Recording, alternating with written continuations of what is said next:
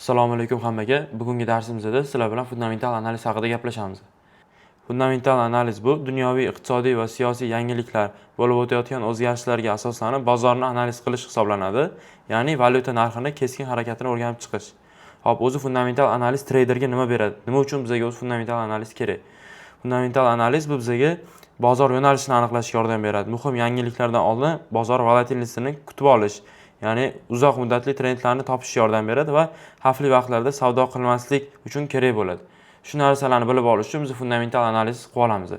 Endi men sizlarga hozir fundamental analiz qilish uchun kerak bo'ladigan platforma va saytlarni ro'yxatini beraman. Birinchisi investing.com hisoblanadi, ya'ni bu ilova. Buni Play Market yoki App Store dan skachat qilsangiz bo'ladi. Keyingisi forexfactory.com va bloomberg.com. Bu ikkalasi sayt bo'ladi. Birinchisi ilova. Xo'p, men sizlarga ko'proq maslahat beradiganim investing.com hisoblanadi. Men o'zim ham shaxsan shu investing.com ishlataman. Unda ancha qulayroq va aniqroq ma'lumot olsanglar bo'ladi. Xo'p, akalar, fundamental analiz qilayotganda biz yengilliklar bilan ishlaymiz. Ya'ni har xil yengilliklar ro'yxati bor bizda.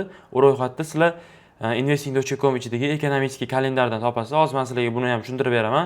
Undan oldin sizlar bilan asosiy yengilliklar ro'yxati bilan tanishamiz. Birinchi yengilligimiz FOMS yengilligi hisoblanadi. Bu har oy bo'lib o'tadi. Datasi aniq emas, lekin eng kuchli FOMS bu har 3 oyda, ya'ni har kvartalda bo'lib o'tadi. Buni eng kam yurib beradigan pipsi bu 300 yoki 200 pips bo'ladi. Agar kuchli ta'sir qilsa, bu 500 hamda 700 pipslargacha ham yurish ehtimoli bor. Keyingisi non-farm yengilligi. Non-farm yengilligida Amerikada ishsizlik haqida gaplashiladi. Non-farm yengilligi har oyning birinchi jumasida bo'lib o'tadi. Agarda birinchi jumasi, o'sha oyning birinchi jumasi birinchi sanaga to'g'ri kelib qoladigan bo'lsa, u yengillik keyingi haftaga ko'chib o'tadi. Undan keyingi yengilligimiz CPI va PPI yengilliklari.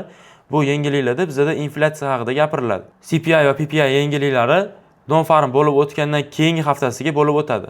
Undan keyingi yengillik Jobs va PMI yengilliklari.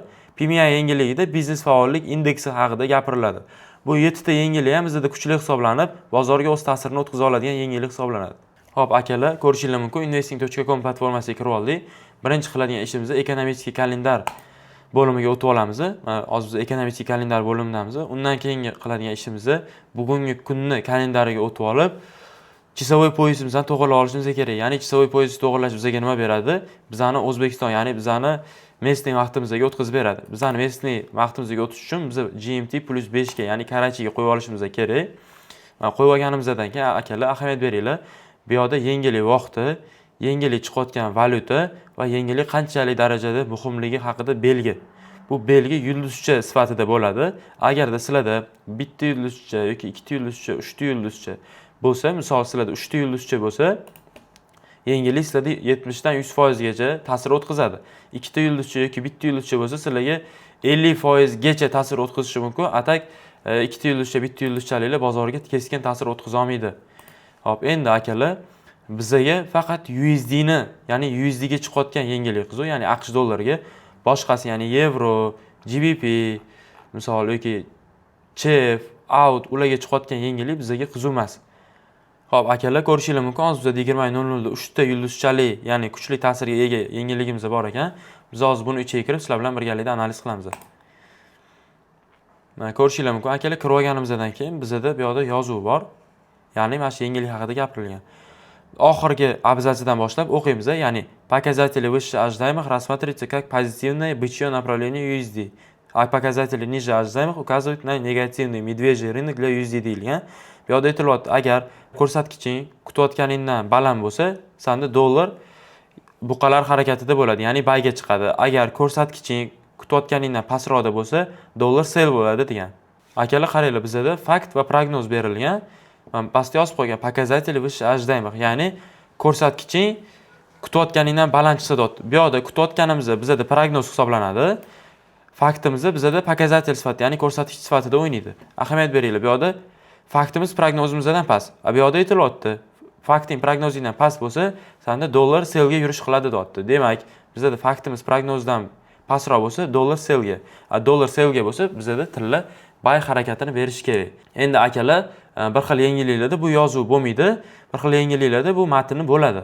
Agar bo'lmasa, bu yoqda strelka bo'lishi kerak. O'sha strelka yordamida sizlar dollar yoki bay yoki selgaligi bilsanglar bo'ladi. Ya'ni strelka yashil bo'lib turgan bo'lsa, sizlarda dollar bay hisoblanadi. Strelka pastga, ya'ni qizil bo'lib tursa, dollarga sel beradi.